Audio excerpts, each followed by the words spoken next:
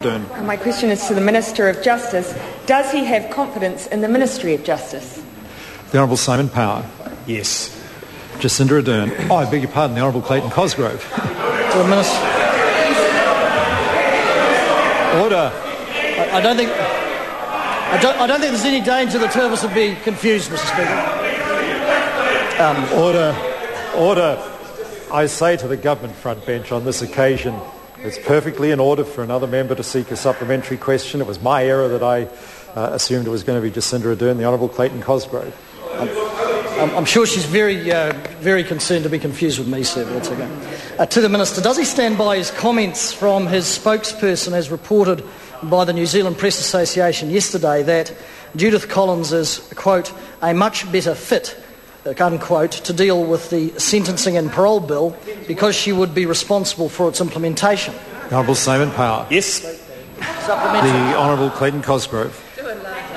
As the Minister responsible for sentencing, can he therefore explain how police, who of course being principal advisors to the Select Committee, will be responsible for implementing in part or in whole the sentencing provisions in the Sentencing and Parole Reform Bill? The Honourable Simon Power. Yes, and the reason is that the strike is triggered not by the sentence, as was previously the case, but by the conviction. Therefore, the way in which a charge is laid and the police's discretion in laying that charge is critical to the operational elements of the new hybrid legislation. The Honourable Clayton Cosgrove. To the Minister, has he sought or received any advice from his justice officials about the level of experience of police in advising on and partially or wholly implementing a sentencing regime as that contained in the Sentencing Parole Bill, Reform Bill, and if so, what was that advice? The Honourable Simon Power. Police. Mr. Speaker, I have not received advice on the experience of the police in providing advice. That's what you said. No, that's what The you Honourable said. Clayton Cosgrove.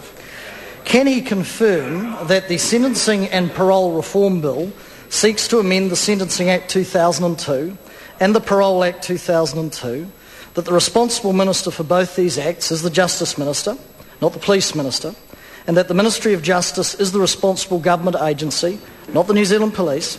And if so, why has he, as Minister of Justice, washed his hands of the bill and the Ministry of Justice been blocked from any further involvement in its progress? The Honourable Simon Power. Mr. Speaker, it was the Cabinet that made the decision about who the responsible member would be for the bill, and I'm utterly satisfied that the position with respect to the police leading what is a highly operational change to the bill is appropriate. I support it, and I support the bill. The Honourable Clayton Cosgrove. Will the Minister acknowledge the constitutional dangers in... Mr. Speaker, to the Minister, will he acknowledge the constitutional dangers in... Order. I think some interjections are reasonable, but it's just got too noisy, even though the Honourable Member has a loud voice. I was struggling to hear him then. The Honourable Clayton Cosgrove.